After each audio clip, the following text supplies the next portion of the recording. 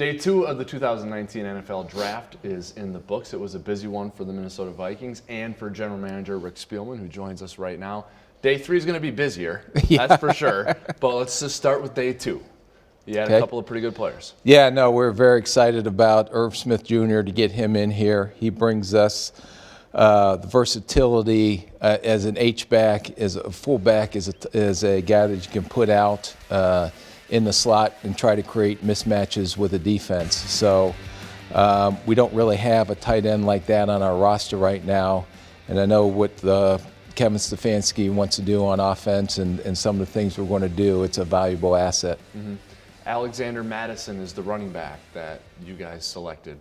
Now, fans here in Minnesota or in the Midwest maybe don't catch a lot of his games, right? So tell us a little bit about him if people aren't familiar. Yeah, he's a big back, 220-pound back, ran 4.52 at the combine.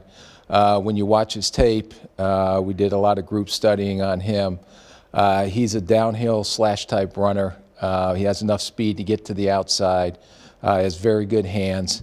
Every time someone hits him, he's always going forward. And also can be very good in pass protection. I think as we went through the draft, one of the needs we felt was to replace Latavius Murray, who was a great player for us. So this is a different style of back, and we felt as we kept moving down with some of those trades that we were still able to land him, and felt very fortunate to get him there. I take a look at some of the players that you've added on offense. You know, the running back that you said is physical, Alexander Mattison. Josh Klein, you added in free agency. Garrett Bradbury in the first round. Physical, tough, big players.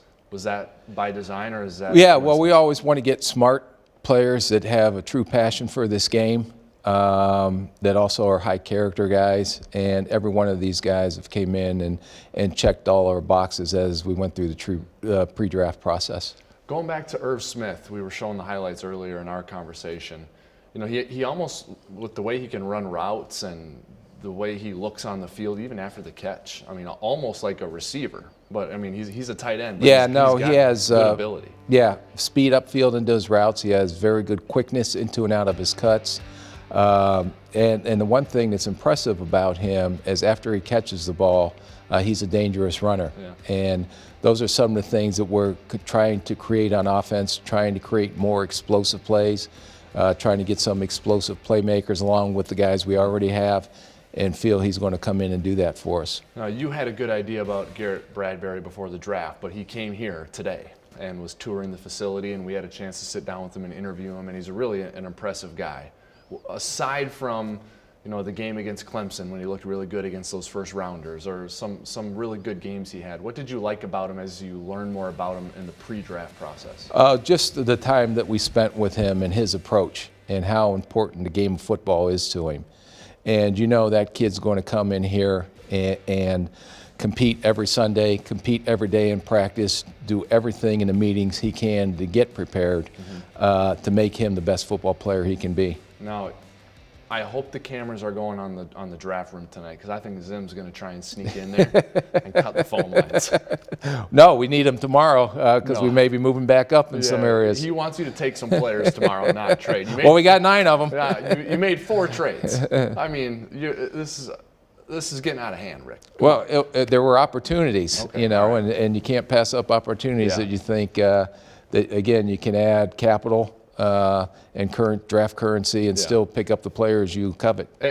But seriously speaking, you did say that this was a really deep draft class. One of the deepest draft classes we've had. And when we looked, and I looked, and when we got done all of our meetings and how that board developed and the players that we have that we feel are draftable and guys that could come in here and still help our ball club, it's one of the deepest, if not the deepest, that I've seen in a while. Yeah, so what will you do tomorrow morning? You get in here, do you sit down with a few of your staff members and go over a plan, or is everything set? Yeah, there's no more to go over, to be honest with you. Yeah. We've hashed through, and now, you know, like I said, we have a lot of draft capital. You know, there's guys that we already have targeted on the board in each of those areas.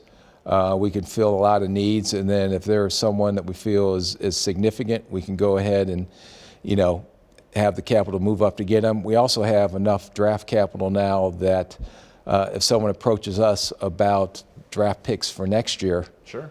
we have an opportunity to maybe stash some picks for next year's draft. All righty. It's going to be a fun day tomorrow. Day 3 of the 2019 NFL Draft will happen tomorrow, and the Vikings will be talked about quite a bit. We'll have a lot of screen time. Before that begins, though, make sure you stay tuned here to Vikings.com for continuous coverage of what the Vikings have already done in the 2019 NFL Draft. Thanks, Rick, for your time. We appreciate it. Thanks for having me on. Rest easy tonight, okay? Yeah, I'll get some sleep. All right.